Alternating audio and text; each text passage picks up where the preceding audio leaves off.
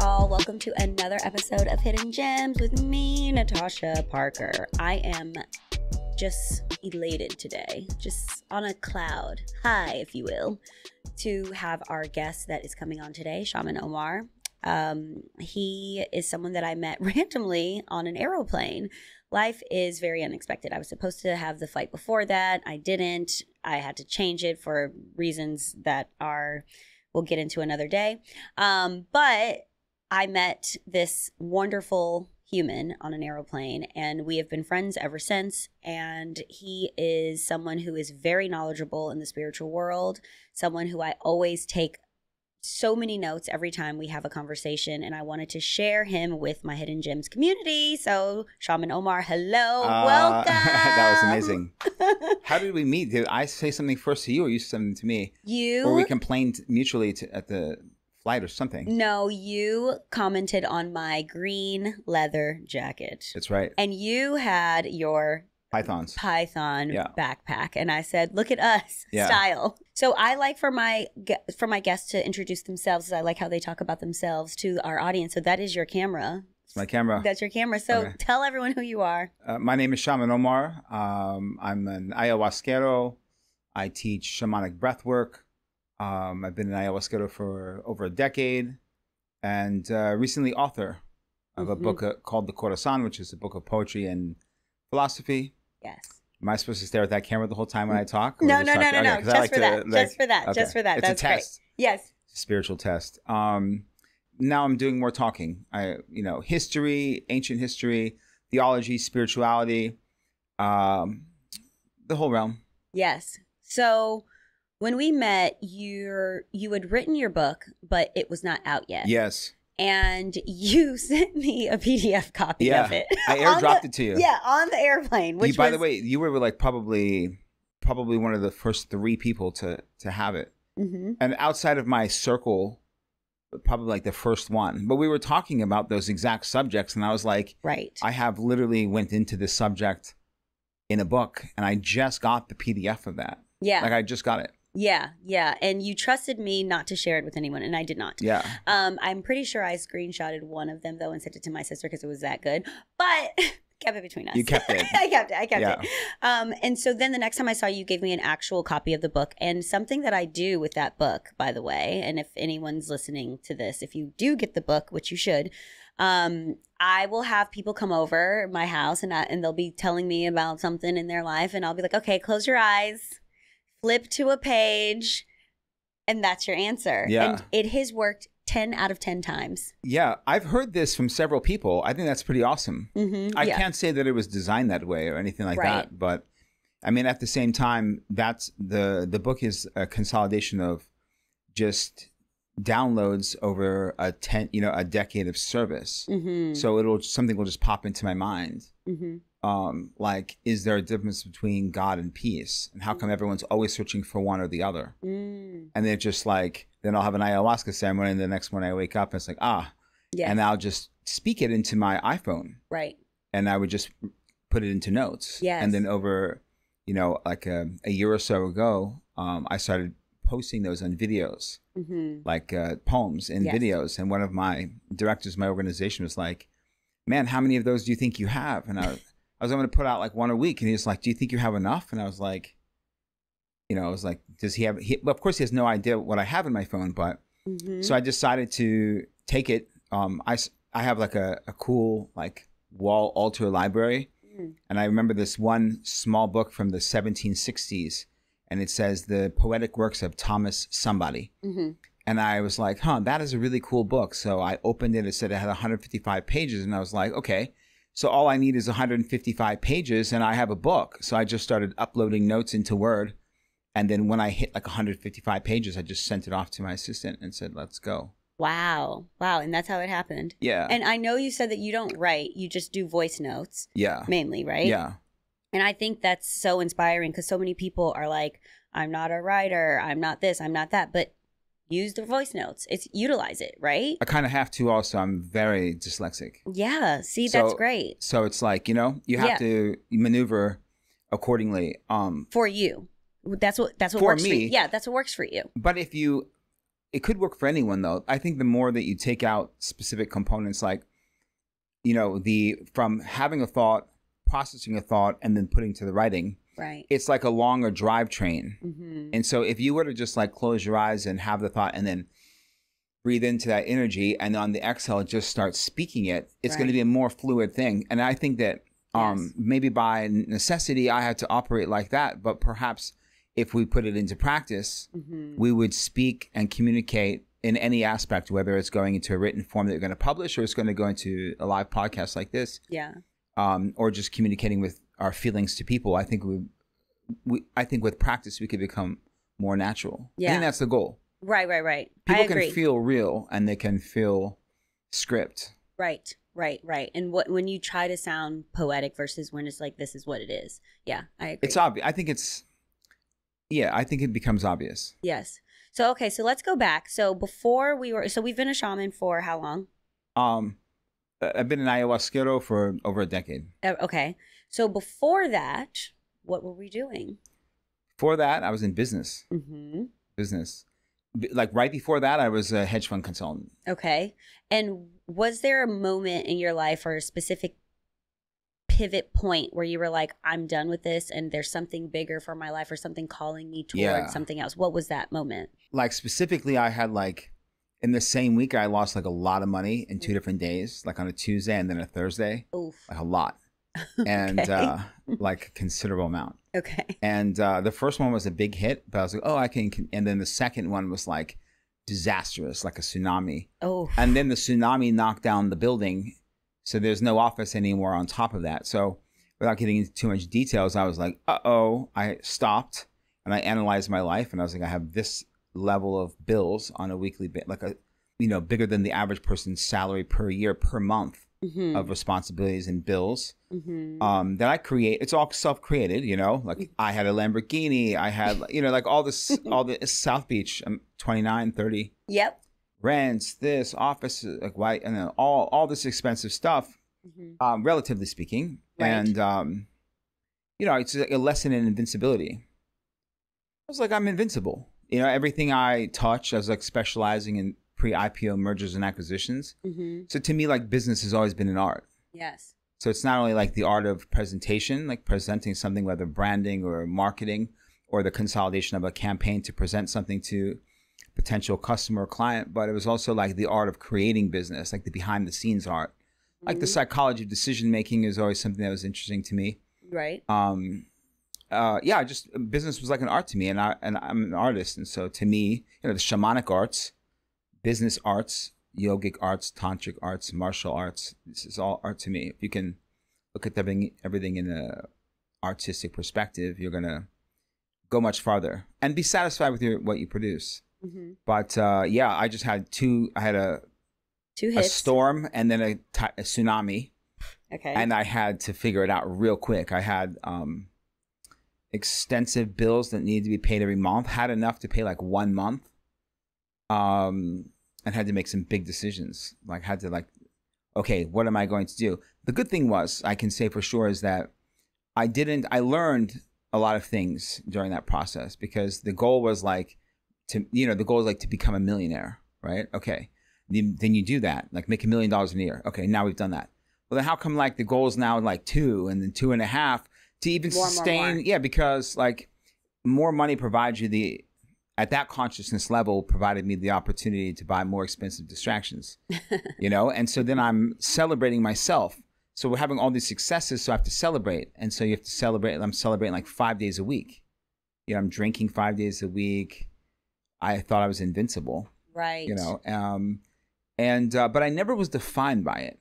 So okay. I didn't have that like, I thought my worth was what I could provide. It wasn't like that. It was just like, I make a lot of money, so I should have these things. But then I always found a way to make sure I had no money at the end of the month too, because that drive to like push. So where was your spirituality at this point? Had you ever done ayahuasca before? No. Okay. No. And did you believe in God? Did you have any beliefs? Like where were you spiritually while you were at this point in your life? Honestly, my spirituality was pretty much the same. Okay. Like I didn't have, that's what I tell people, like when I have conversations about spirituality, like they think like, oh, ayahuasca must be, it's like, ayahuasca provides like amazing answers, and Clarity. but I already like ayahuasca didn't teach me of Kemetic philosophy. Like ayahuasca didn't teach me of, you know, about like, you know, the mystery. Like it didn't teach me about like Gnosticism or philosophy. Like I knew these things already. So okay, good. What ayahuasca did though was provide me the ability, like imagine if you have all this wisdom and it's all in different categories, but those categories or catalogs are not necessarily connected. Okay. Right. And so what happens with the human mind, like if you get into a theological discussion with someone, you know, I can get into the conversation about any aspect of it, but they're stuck in one thing. So what you do is you grab that one catalog and then it becomes competitive, right? It becomes like an argument. What ayahuasca does is take all of those things and connect them all together into one understanding. So it takes the ego's necessity to win an argument because there's nothing to argue about. You just communicate with people where they're at. Right. So that's more peaceful. It's much nicer. Yeah, it's so much more peaceful because it's not about who's winning or losing. It's just about connection. Which internally is who's in control, your ego or your soul. Is the purpose for you to, if the, you know, which the ego is in control until the soul is in control. It's one or the other. They can't be together. It's the principle of polarity. It's like fight or flight. Like the reptilian brain, the R cortex has two motions. The chemical gets released, and your response to that chemical is attack or run. Right. So it's either the ego is speaking, and that's why we're like angling and not listening. Like our thought, you know, when you're talking to someone and your thoughts are louder than their words. Right. That's a clear sign. Or if you're sitting and you're literally just receiving, then the soul is just finding, you know, someone's basically putting a thought into the words, right? Speaking the words into a common area. And then there's something forming and you're kind of, what are you doing with that energy? Okay. So these catastrophic things happen. Yeah. And how do you find ayahuasca? Or how does it find you? It's actually, yeah, I'd never heard of it until that week. That same week, before or after the chaos? Like the following week. Wow. Like the chaos came to the head. The tsunami was on a Thursday. I think like Sunday, like I had heard about it. Wow. And then I mentioned it to someone on like Wednesday. And then I was in a ceremony on Friday. Wow. Yeah. Quick. But isn't that how it works? Yeah. That's how everything works. Like, wow. You have a sign, like you wake up, you feel something, and then you see a sign, and you see a sign. And then like the sign is the blessing. But because what if you didn't see the signs, you know? And that's the kinetic energy of all things. But yeah, I just followed the signs. I knew I was like, I had some potential job opportunities and they were kind of like trading a silver hamster wheel for like a golden hamster wheel. But I'm not a hamster, you know? So I was like, I don't want to, you know, take these types of positions. I don't want to swim with these, you know, spiders anymore. Like the finance world is a dirty world, but I had no idea. Like you're 29 years old, 30 years old, you have no college degree and you need like at least like $550,000 a year just to pay the bills. Like what career builder, you know, like what kind of, you know, where's that going to go? So yeah, I had to make some quick decisions. And as soon as I heard ayahuasca, like it just, you know, it was like, you know, and I just felt it. So when you did the ceremony, was it in the States? Did you go somewhere? Yeah. Okay. So you did it here. Yeah. And was it a good experience? Yeah, it was phenomenal. Okay. All right. So then from that to going to the Amazon. Yeah. How did that happen? That process, I think, through that process is where I learned true faith, like real faith. Because before that, what was your faith like? Well, see, it's the tricky thing with me is I had like, I've been in like 2 comas. Like I've had very powerful like experiences. Before you had ayahuasca the first time? I was head-butted in a wrestling match when I was 17. Oh, wow. And then like I ended up winning this match. I don't remember anything, but there's like flashes, like a blink of an eye, like a movie. And then like you see like the lights and then you see like an ambulance and then you flash. And then I was like a security camera looking down at my body in a hospital bed. for 2.5 days. Wow. So that opportunity provides you with like a serious clarity on like, okay, that's me, but here I am. And like that whole, like, who am I? What is the body? And versus... what am I? Yes. Because the who is like the poem in the book, who am I? Who's asking? Mm-hmm. And so then you realize like what you are for sure. And then like an aspect of self. Like that body in that hospital bed is an aspect of self. Right. Before that, it's at least 50%. Mm-hmm. You know, you get a headache, it's more real. You have a back pain, et cetera, et cetera. So that was a hell of an experience. And so that built faith when you got through that. Well, that provided me with a very interesting experience that I had not considered before, because when I was like leaving the camera view and going through this like cosmic umbilical cord, like being like pulled ever so gently through this cosmic umbilical cord, when I went through this light, it was like what I would only describe as like my cosmic mother. Mm. So this was clearly like a divine feminine light body consciousness in the personification of what I can only describe as clearly my cosmic mother. Okay.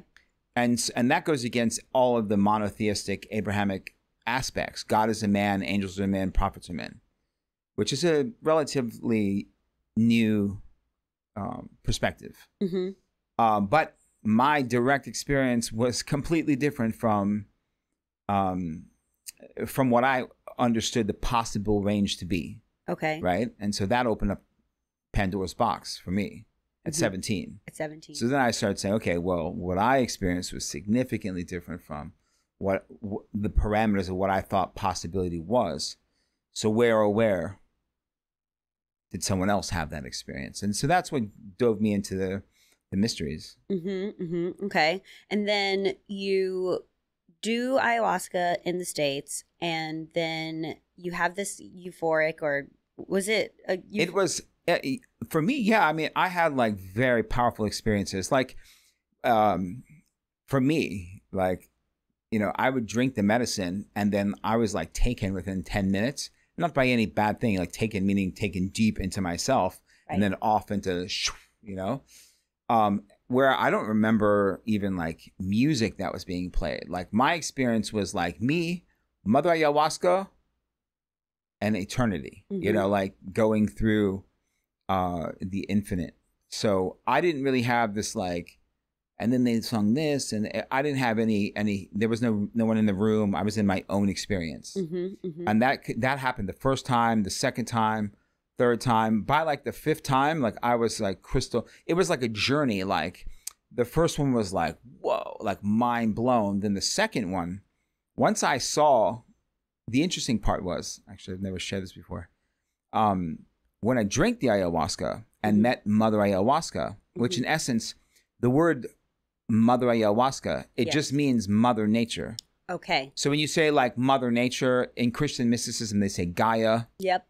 Pachamama, Native Americans. Mother Ayahuasca is Amazon. Yeah. That's what we're talking about. Okay. And so when I met Mother Nature, Mother Ayahuasca, it was amazing because to me, I was reunited with that cosmic, divine, feminine, cosmic mother force that I met when I was 17. So I was searching to be reconnected to that. So when I drank ayahuasca, I met this again. I didn't have to go in a coma. Right. You know? Right. So once I experienced that again, I didn't need like someone to tell me what this was. Like I wasn't, is it real? Like, no, I've been searching for half my life to find the source to go back again.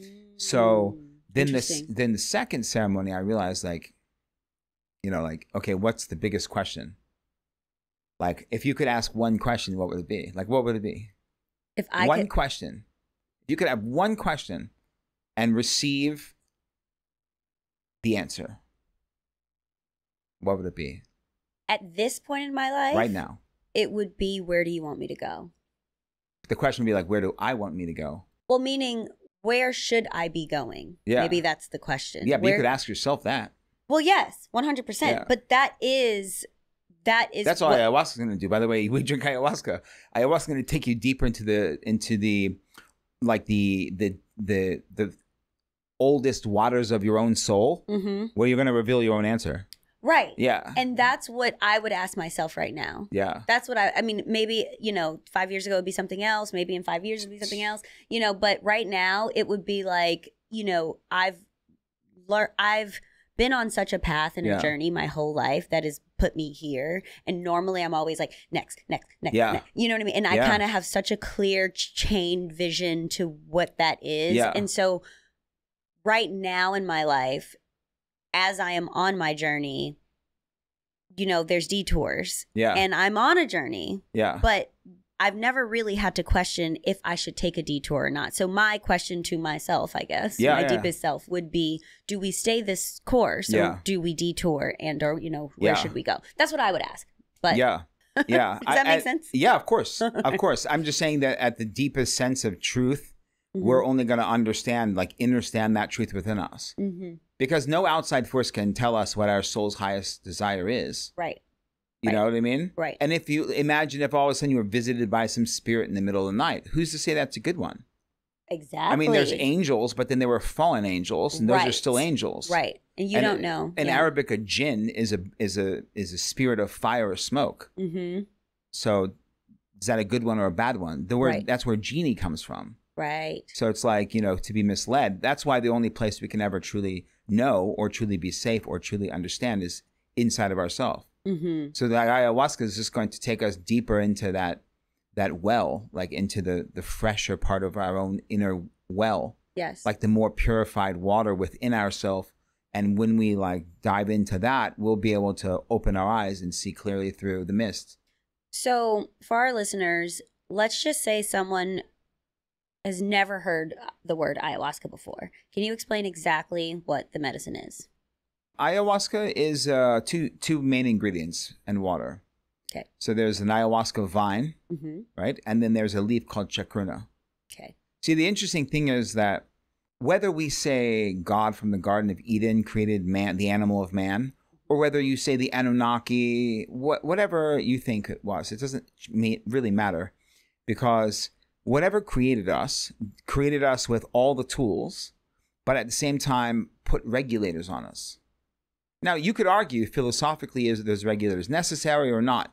Some would say they are. Look what we do to each other. But some would say, but the reason we do that to each other is because we're disconnected from the symbiotic aspect of nature, which, if you look at shamanically speaking, there's Father Nature, Mother Nature, and then the children, which are the animal kingdom, right?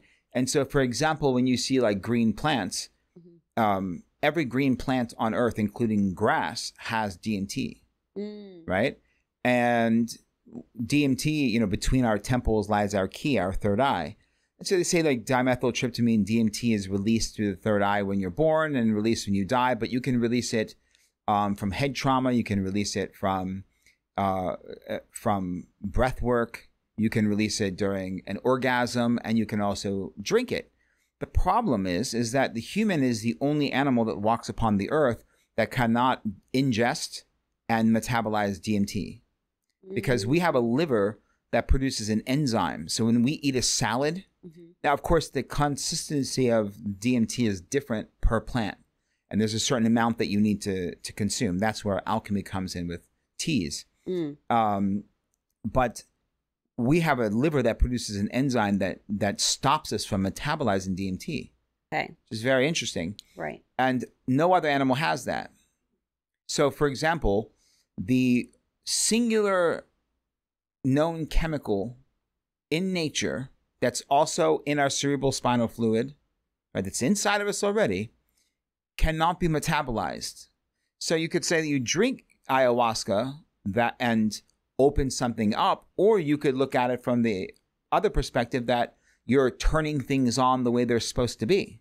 Right. Now, sure, you have a large amount of it, and so therefore you're going to have this grander experience. But afterwards, the word chakra means wheel. So how do you get the wheel to move? And so if you consider yourself as a temple, I mean, we're a 70% water temple housing a spirit we call the soul. To go on a spiritual journey, that's what alchemy is. It's the separation of spirit from matter. And so when you take a vine of ayahuasca, imagine 155,000 known plant species in the Amazon, right? Known. And you find the one vine that's inconspicuous that has this exact ingredient that we need to be able to have these experiences. And then you take the chacruna leaf and you put it in the water with a fire, and the spirit of the ayahuasca leaves the vine, the spirit of the chacruna leaves the plant, and then now the spirit is in the liquid. Now that liquid's called ayahuasca. And then you drink that into this water temple that houses spirit we call the soul. Yep. And then we go on a spiritual journey. Yes. And then there's medicines shamanically that are a part of the deserts. And the desert would be Father Nature. Father Nature is the mineral kingdom, the deserts, the mountains, and the cactuses of the deserts, the peyotes and the San Pedro. 10 years ago, no one knew it was. Now people have heard of these things. It's very interesting. We're in a shamanic renaissance beginning. The same way we had that with yoga. Yes. Which is good. Yes. Then there's a downside to it. Which is? Well, what the day we see shamanic events at Gold's Gym. Right. Mother Ayahuasca is a divine feminine consciousness that is the life within the planet of Earth. And the body of Earth is the Earth, right? And the spirit of the Earth is Mother Nature. And the Earth's womb is the rainforest, 5%, the Amazon, 5% of the land that produces 20% of all oxygen, including over all the oceans, which is 80% of the Earth. But that planet that's spinning at whatever, 120 miles an hour, is also, they say, flowing through space at 22,600 miles an hour and is connected to a solar system with bigger planets. And then that solar system is connected to an entire universe, right? So you have to, so the way the Christian mystics, the Gnostics say is that you have Gaia, and then Gaia would be like the Earth, the consciousness of the Earth, and is connected to Sophia, which would be like wisdom, which was embodied in the goddess Sophia in the Greek pantheons. But it's like a cosmic umbilical cord of connection. And so to answer the ayahuasca thing, you're in essence drinking the liquid consciousness of Mother Nature. Right. But in the poem Fruits of Eden, it says, Mother Nature's remedy to stop the bleeding heart of humanity, waiting to be rediscovered. It has to be today. After all, life has only ever been one day, and there has only ever been one way.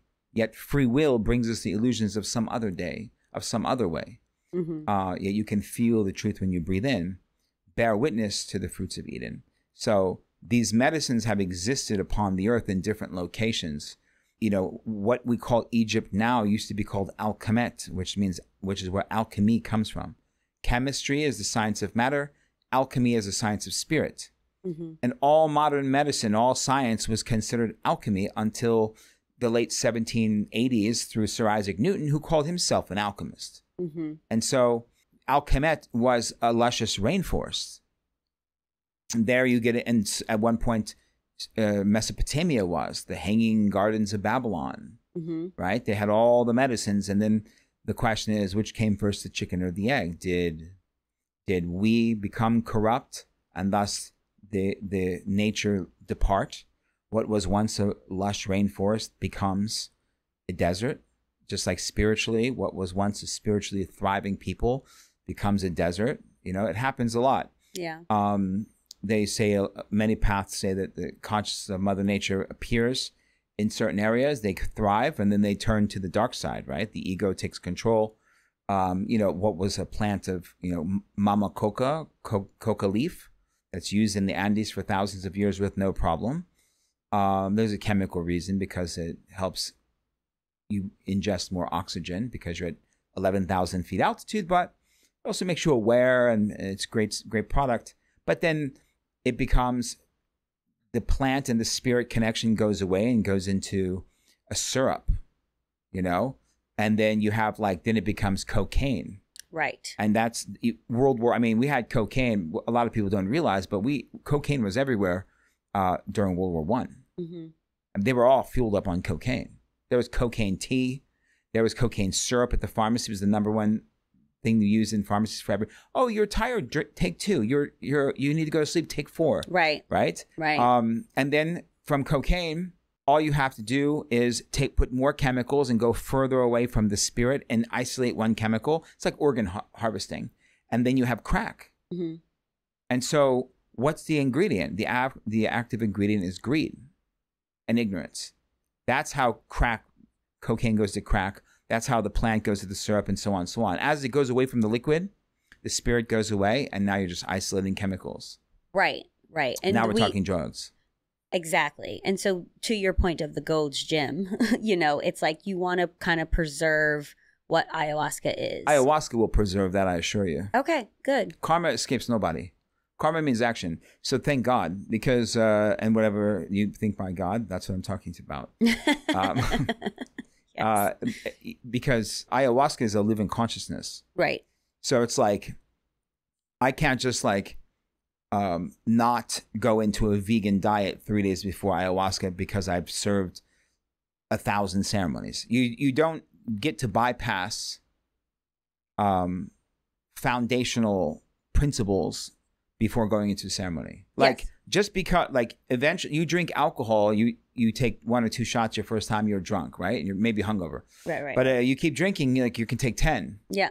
Exactly. I used to take 10 shots and drink 10 drinks. You built a tolerance. Yeah. Yeah. You don't build a tolerance with ayahuasca. You get more sensitive. Right. So how many times have you done ayahuasca?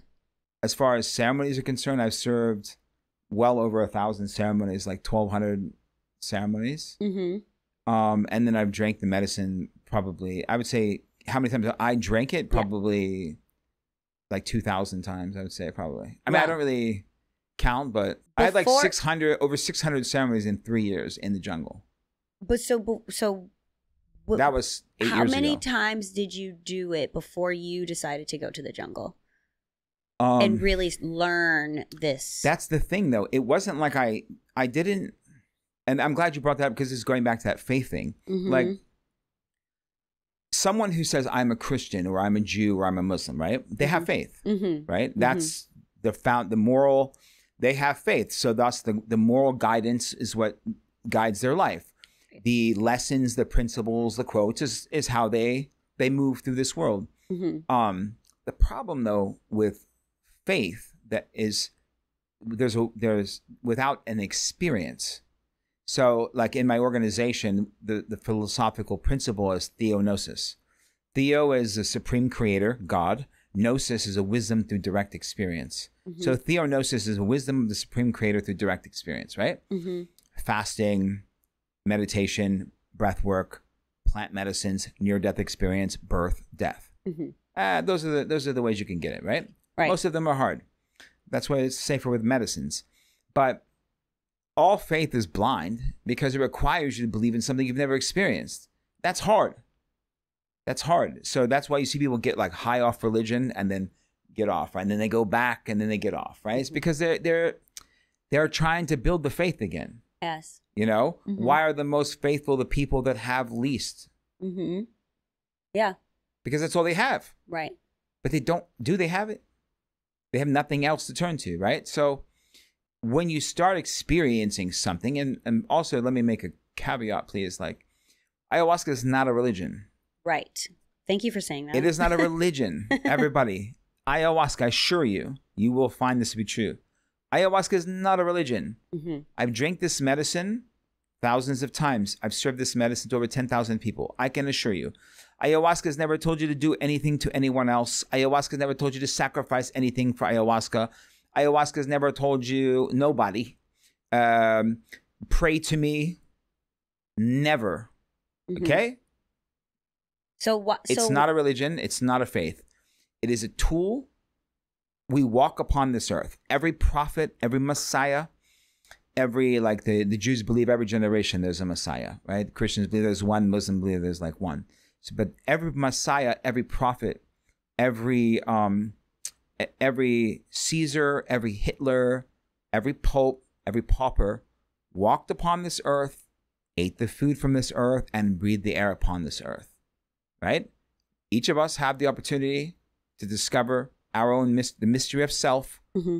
Where did we come from? Where do we go when we die? What's the purpose of life? What is good and evil? Mm-hmm. 4 principles everyone's looking for.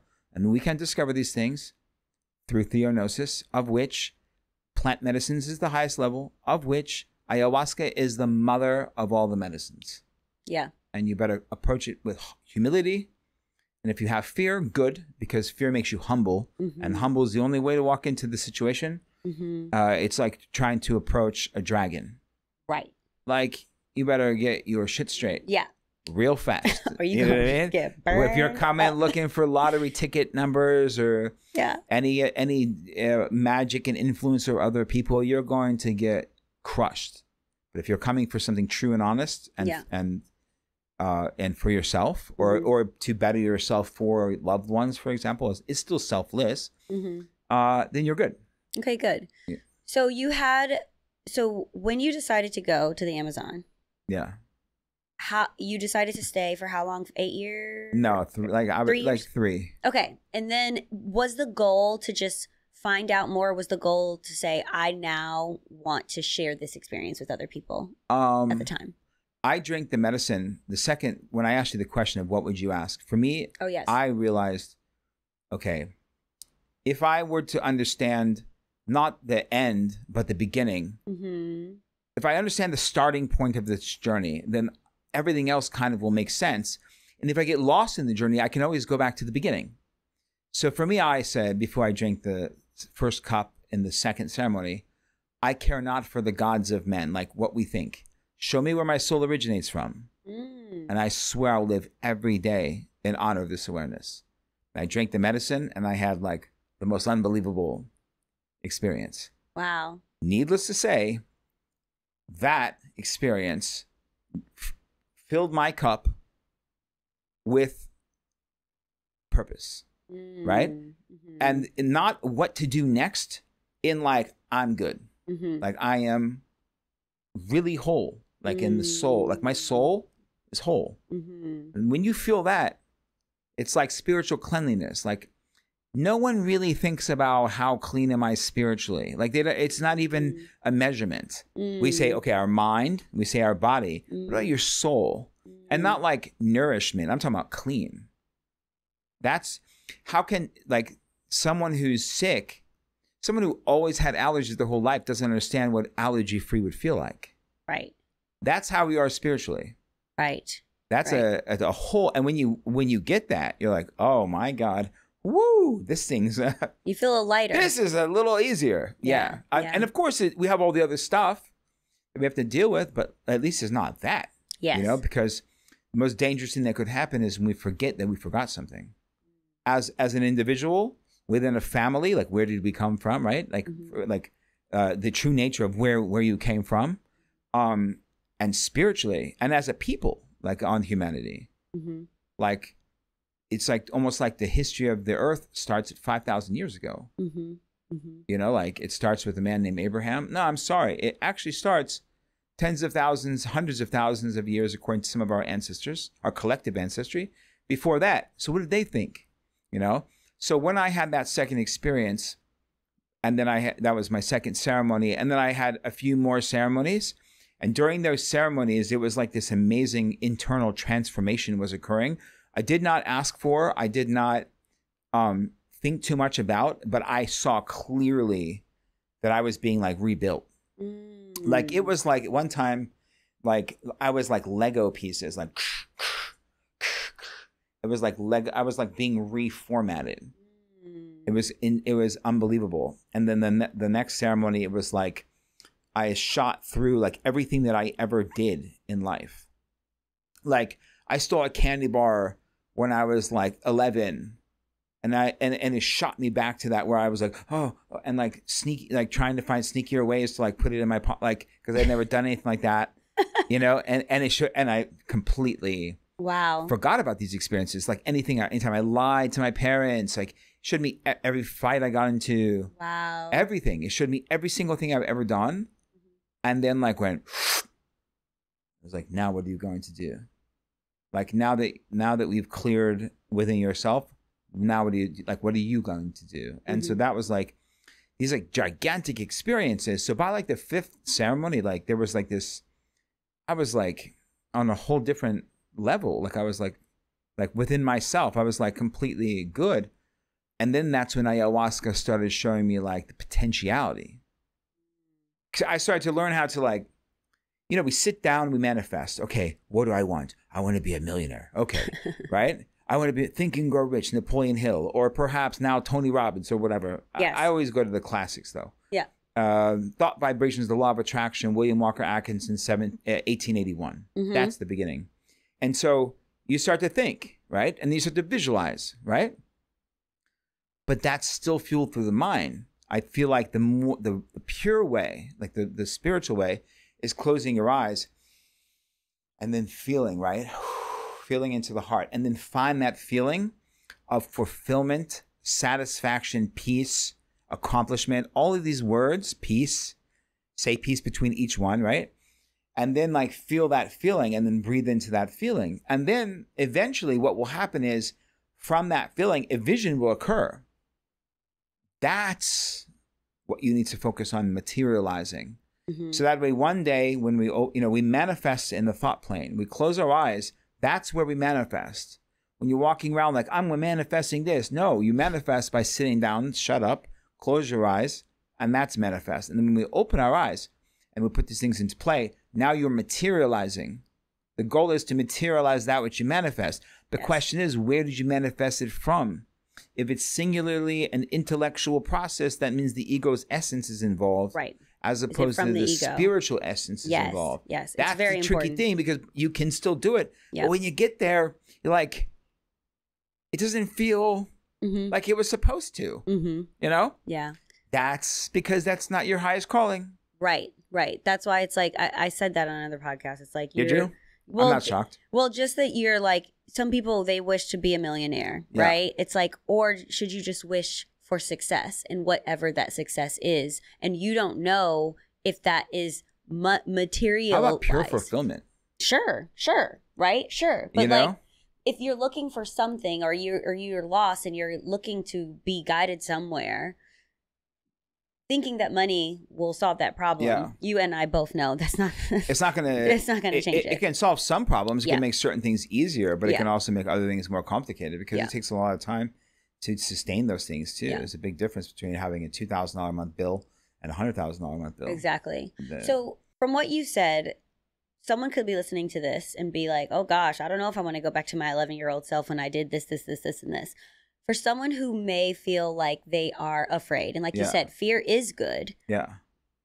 What would you tell them to maybe help them to get to ayahuasca? Well, humility is good, and fear is a tool to make us humble. Mm-hmm. Fear itself has to be conquered. Mm-hmm. We must learn how to conquer our fear fast, right? Yeah. And that's a very powerful tool because very powerful tool. Fear makes us release chemical dumps. Fear stops us from the potentiality of even going on a journey to see if you achieve something. Right. You know, fear is also the food that nourishes your mortality. And the fear of death. That's why they keep us in states of fear. Right. You know, all the time. They always have, because the sky's falling, Chicken Little. Yeah. And no one stops to look up to see if the sky's falling. When you stop, look up and say, guys, the sky's not falling. That's a conspiracy. You know, of course the sky's falling because we're the stars of our own reality show. Mm-hmm. Of course the world's going to end while we're alive. Mm-hmm. Of course the Messiah is going to return or come for the first time while we're alive. Mm-hmm. Of course the last war is going to happen while we're alive because we're so special. Right. You know? And so like the humility is brought forth through the fear. Mm-hmm. But there's nothing to fear. Ayahuasca is here to heal and to teach us. Yes. And when I described my journey, it was just my journey, because then what happened was that I could have been laying there in bed and feeling that feeling, and it could have been me painting. It could have been that was just your particular journey. It could have been anything. It could have been a mechanic, a car mechanic, or flying planes. Like, it just so happens that the two visions ayahuasca shot me into was like a flash of an eye, blink, and it showed me with my head covered, shaking leaves on top of people in the middle of the jungle. I was like, what? Singing. And I was like, what? And there was like flash, and then flash, like two blinks of an eye. Yes. And the second one was me walking in, like onto a stage in front of like a large audience, because of some book I wrote. And I'm like, book? I don't read books. How am I going to write a book? Like, I thought this was like, these were absurd visuals. Yes. You know, because you hear, you know, these to me, like, these are absurd, right? Well, fast forward. There we are. And I'm shaking leaves on people all around the world. And I, you know, I have like, and I created that book 9 years ago. I haven't released it yet. That's coming. The book I released, The Corazon, is different. Yes. I have 3. Yes. The poem one is the first one I'm releasing. But the point was that, like, if you asked me what my biggest fears were, it was I was afraid of dark spirits, like possessed people, because I've always been able to sense evil and spirits since I was born. Like darkness. Always. Since I was a child, I've had the ability. Always had it. Always. And the second thing, which made it very ironic, was I was afraid of like singing in public. I was afraid of speaking in public. Oh, when I was a kid. Yes. I fixed that through business, like at 20 something, but yeah. Singing in public, like no chance, you know? And so that's like, you're standing over people, shaking leaves and singing for 5 hours.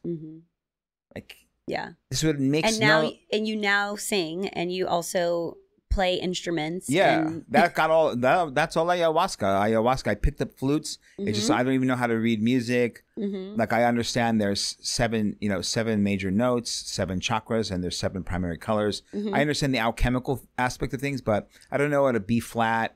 I don't know like a timing and all that stuff. I'm more natural with that. But the interesting part is that when I'm sitting here in my like 5th ayahuasca ceremony and seeing, you know, like 2 visions of these interesting things, I'm like, what? But then I'd lay down at night and I would meditate and I'd breathe I would go back into that vision and I'd feel, and the feeling of like fulfillment, accomplishment, and peace, like of being me in those visions, not what I'm doing, of what I am, like within myself. Yes. I realized very quickly that that's the purpose of life. Right. So if it showed me being an astronaut, right, I would have done everything possible to become an astronaut. I would have gone to space by now. Yes. Nothing will stop me. Yes. Like and that's the beauty of ayahuasca, because it kind of shows the human will. Like, I believe I can accomplish anything that I want. Period. It's a matter of time. And I will not stop until I reach there. I believe you can't quit. You can't fail until you quit. Right. So until you reach the finish line, you're in the process. Yes. And so I will, you know, maybe it's like the Pashtun Afghan stubbornness, like we don't stop, you know, ever. Yeah. So if it was be an astronaut, like I would be doing whatever I can, whether I had to create hundreds of millions of dollars and then buy my way onto a Russian plane to get to space. Like I would have, by now, 10, 12 years later, I would have been there. And in this case, it just happened to be ayahuasca and the spiritual stuff. But I believe that everyone, if they come with the humility, will receive a spark of that. And then free will. Right. Our greatest gift. And then you decide to go on that journey or not. And in or out. And the problem is, like, that's the problem with our world. You know, everyone says, like, the greatest journey begins with the first step. Like, that's not true. That's a half truth.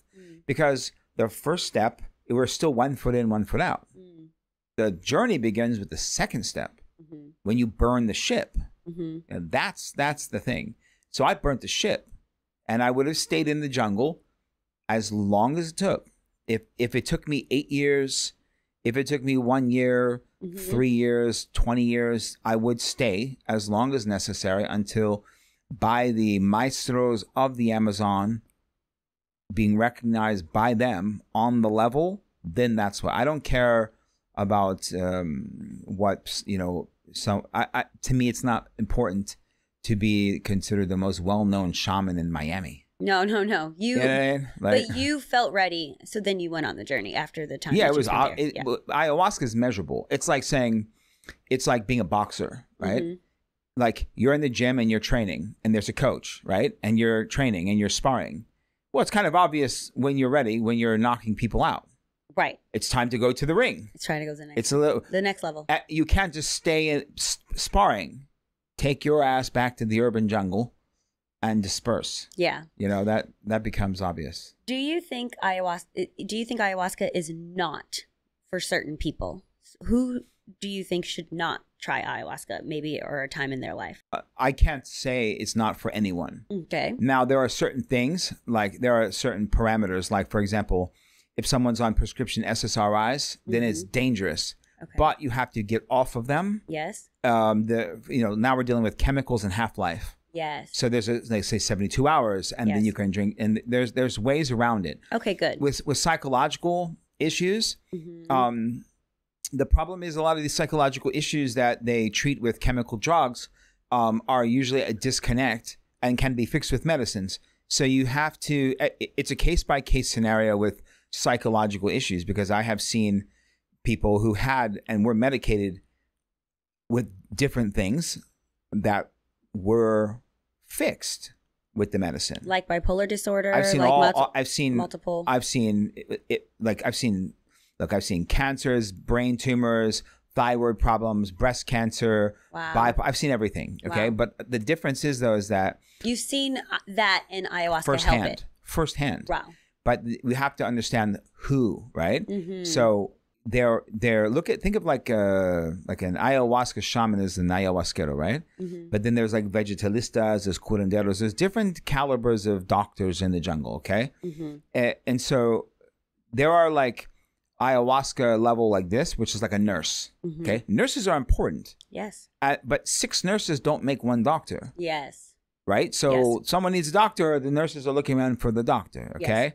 Then there's doctors, okay? Great. But then there's surgeons. Yes. You know? So like a maestro ayahuasquero is a surgeon. You need to see a surgeon. You know? Like that's how I've trained, as a maestro ayahuasquero. My teachers are surgeons.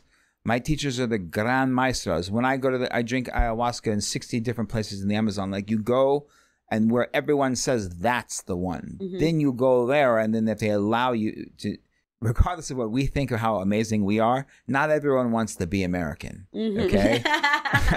and you know, in the Amazon, like deep in the Amazon, like they don't speak Spanish. Okay?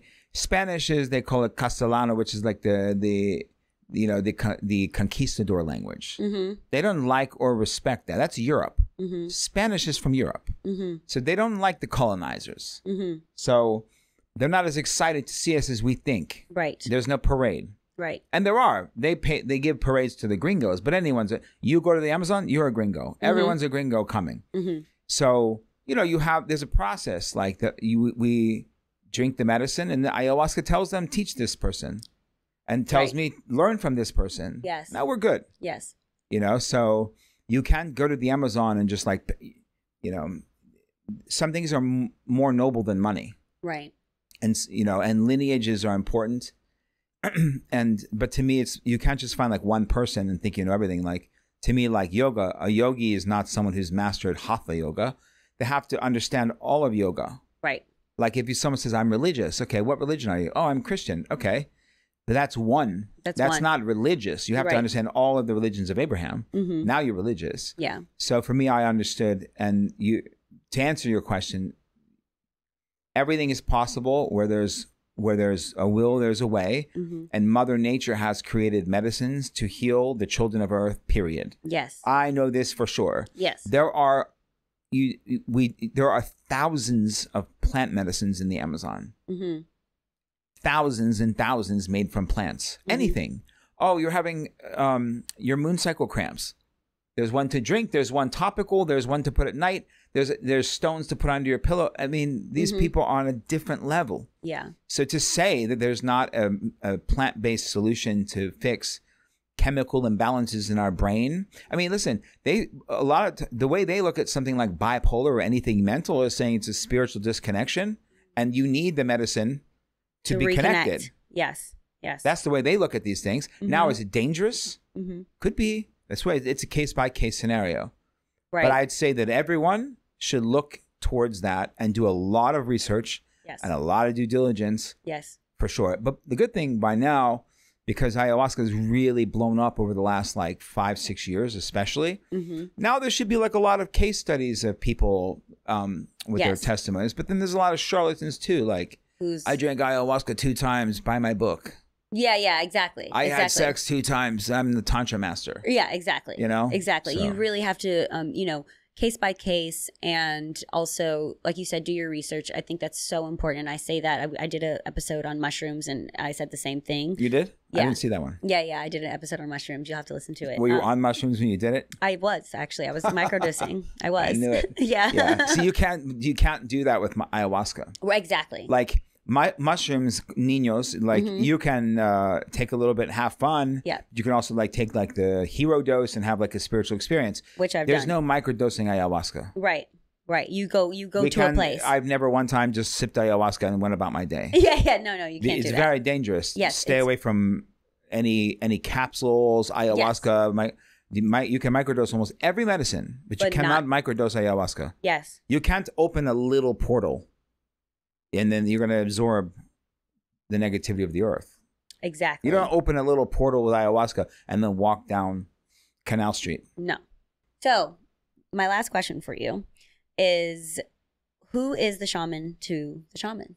Like me personally? Yeah. Oh, you personally. When you're searching and you're not using the medicine per se, or you are going to go on a journey, do you do it yourself? I was drinking myself. You just drink it yourself. So you're at a point where you're like, I can facilitate this and I know where I'm going. That's the beginning. Like, how can someone says, how do I learn how to serve ayahuasca? Learn how to serve it to yourself. Like what? Like you should serve yourself ayahuasca 100 times before you even consider serving to someone else. Because before you serve someone else ayahuasca, you have to drink the ayahuasca. That's a shaman. I drink the ayahuasca. Now I'm giving the ayahuasca to the other people. So every ceremony starts with me drinking ayahuasca. Yes. So you have to learn how to drink ayahuasca. And do you have a mentor or a spiritual mentor or guide that you go to when you're in a place of wonder? Well, I go to the jungle, and go drink with my maestros. Yes. They are maestros. Like even if you are a maestro, they are maestro, right? Yeah. But you cannot compare like amount of ceremonies is one thing, right on one side, but then there's like time. Yeah. So it's like you can, I've served 1,000+ ceremonies in 16 countries. Right? That's a lot of medicine. There's a lot of souls. And my teacher, maybe they've served medicine to maybe 500 people, 600 people, maybe. I mean, like 12,000, 10,000, let's say 11,000 people. So that's one thing, right? To understand the medicine in the ceremony on other souls. I earned this one. But you can't compare like a decade and 55 years. Right. So that's the other thing. Deeper, yeah. It's just, it's different. Someone's been drinking ayahuasca, initiated with ayahuasca at 5, and they're 62. Right. Right. They have a special surprise for you every time. Yes. You know what I mean? Yes. And that's how you learn. Like if I go to the jungle and I drink ayahuasca with one of my maestros, if I learn one new Icaro, it's a new tool. Yes. It's a new tool, you know, and so how many tools do you have, But the ultimate teacher to me is Mother Nature herself. So, to me, it's about drinking ayahuasca by yourself with no music in the full surrender. I have to get my fear in check. I have to catch my own ego. Like when I had my spinal surgery, I went back to Turkey 2.5 months later. They said everything healed amazing. The bones, meaning the screws were good. And then I flew from Istanbul to Wadi Rum to Amman, Jordan. And then I had my apprentices meet me there with the medicine. And I said, I'm going that way. I'll be back if I'm not back in 2 breakfasts from now, go that way and find me. Okay. Right. And so I, drank a very strong amount of medicine, took the neck brace off, drank the medicine and climbed the mountain and went that way, and then I had the mountain and then the full moon. It was like, oh, and then connect, so then I found my healing. So who was the shaman? I mean, the mountain was the shaman, the moon was the shaman, the ancient lands of Wadi Rum. Yep.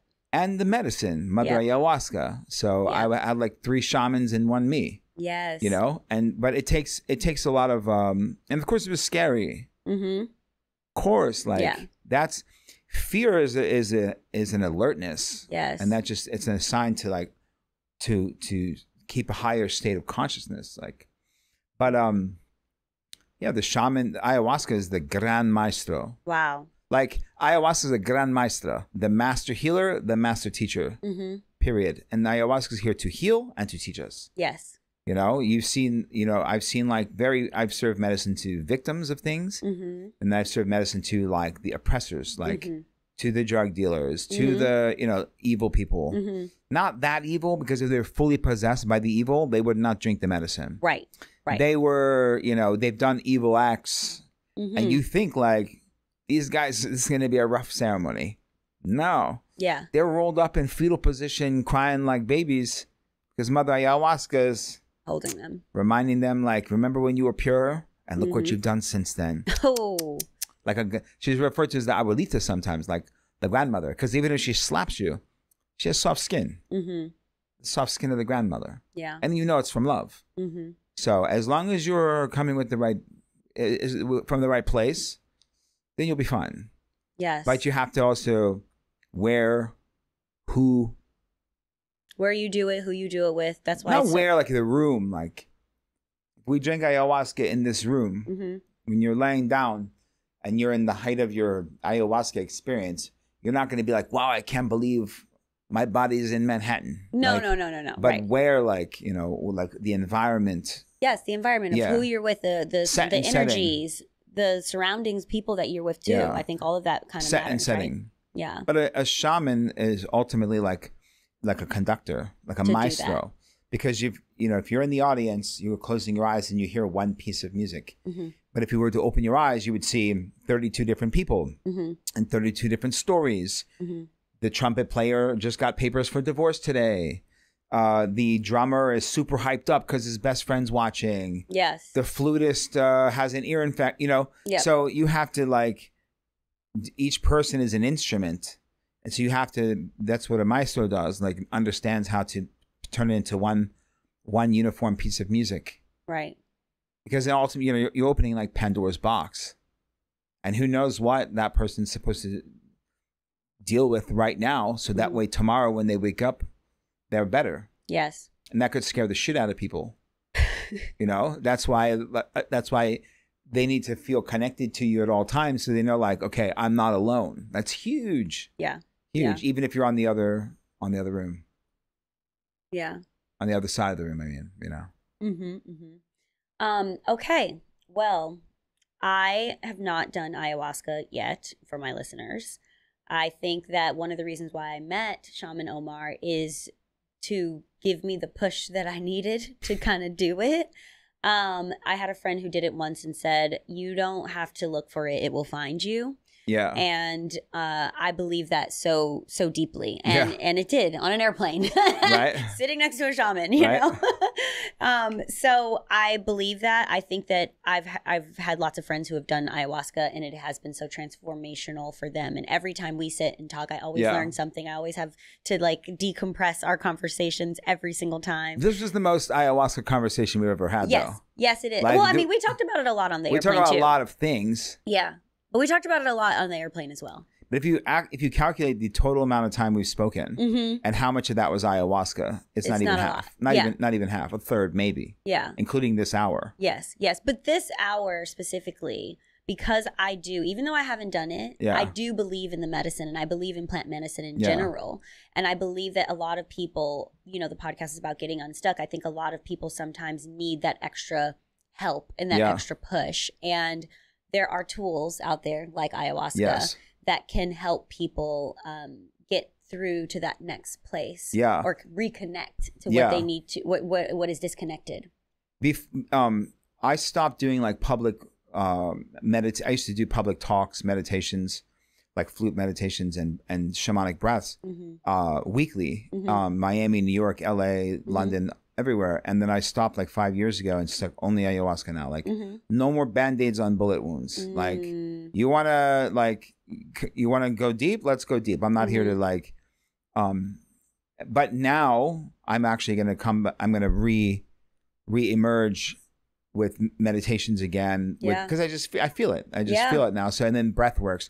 So the ironic part is that my shamanic breath, which is very, very, it's like a ceremony. It's very powerful, is a good middle ground between not having drink ayahuasca and drinking ayahuasca. Yes. Because the icaros, like the what I'm singing is like an ayahuasca ceremony. The breath is like, 3,500-year-old breath techniques from the Indus Valley. So it's very deep, very spiritual. And when you merge those together, it provides this unbelievable experience for people. So, and then, of course, there's the other plant medicines as well. But ayahuasca is its own thing. It's the mother, as you said. Yeah, like having mushroom experiences are great for someone. Yeah. And is it a necessary precursor? Not necessarily. I don't think it's necessary, but I do think it is. Will it help? Yeah. It helps. Yeah. I've found out some things on some heroic doses. It'll help by itself. Yeah. But we also have breath work. Yeah. That will also help. There's some powerful breath work you can do as well. I'm about to, I don't know if it's going to be, I think maybe August or something, but I'm going to start coming back and doing the breath works. I used to do very large breath works, 100 people. Yeah. Breath works. And that like opened the doors for people. 10 years ago, it was different. No one. But people still need those doors to be open. People were afraid to do breath work. Yeah. Yeah. 10 years ago. Exactly. They'd come to my meditation and they'd be like, I don't know if I'm ready for breath work. And then like 3 years later, they're drinking ayahuasca, you know, but now it's like everyone's already open to these things. So it'll be interesting to see where the society's at now, like bring it back. Yeah. So you guys can follow Shaman Omar on Instagram at Shaman Omar. Shaman Omar. I have, I'm starting to I do Mystic Mondays. Monday, 1 p.m. Instagram live. Yep. It's a live broadcast. Great. Q&A. Great. And you can ask anything. And you can ask anything, but I'm trying to stay away from the political stuff. Yeah, yeah. They're let's leave that out. I mean, I'm not afraid to talk about that, but not on Mystic Mondays. Right. We're keeping it spiritual. Yeah, not keep political. It spiritual on Mondays, 1 p.m. Instagram, Shaman Omar. Yep. And I'm also doing more like content. Yeah. Like, and where can people find your book? The website is theognosis.org. It's being revamped right now. Theognosis, THEO, Gnosis, GNOSIS.org. And the book is available for a free download. It's translated in like 11 languages. Amazing. Free download. I highly recommend it. It's fantastic. I appreciate it. Yeah. I'm about to release the next one too. Amazing. I can't wait. I can't wait. So your next book, once I do my journey with ayahuasca, you have to come back. Yeah. And we'll get more deeper into everything, all of it, life. Yeah, that'll be awesome. Yeah. I'm curious to see. Yeah. Yeah. My journey. I mean, it's going to be amazing. It's like going to be amazing. It's just going to be the next step. Yeah. It's like, the next step. I'm ready for the next step. Yeah. So guys, thank you so much for listening to this episode. If you have questions for me, ayahuasca, or for Shaman Omar, please message, DM, let us know. Gems with Natasha on Instagram. I will see you guys next week. And look, happy life. Yeah. Happy life. Yeah. Bye. Thanks for listening to Hidden Gems with me, your host, Natasha Parker. Don't forget to rate, review, and subscribe. It really helps grow our budding community. Follow me on IG at Natasha Parker and the show at Gems with Natasha. Hidden Gems with Natasha Parker is produced by Gotham Production Studios.